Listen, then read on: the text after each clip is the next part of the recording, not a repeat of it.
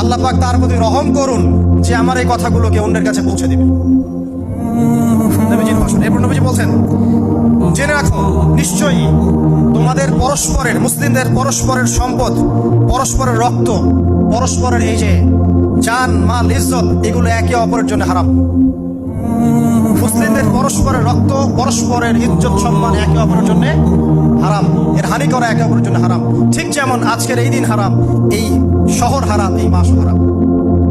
নবী করিম সাল্লাল্লাহু আলাইহি ওয়াসাল্লাম বলছিলেন, জেনে রাখো তিনটা বিষয়ে যেন তোমাদের অন্তর কখনো খেয়ানত না করে। তিনটা বিষয়ে তোমাদের অন্তর যেন কখনো খেয়ানত না করে। এক, তোমরা যে কাজটাই করবা শুধু আল্লাহ পাকের সন্তুষ্টির জন্য করবে।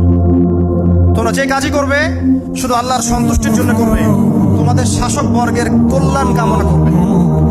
তোমাদের শাসক বর্গের কল্যাণ কামনা করবে। 3 নাম্বার, মুসলিমদের জামাতকে আঁকড়ে ধরে রাখবে।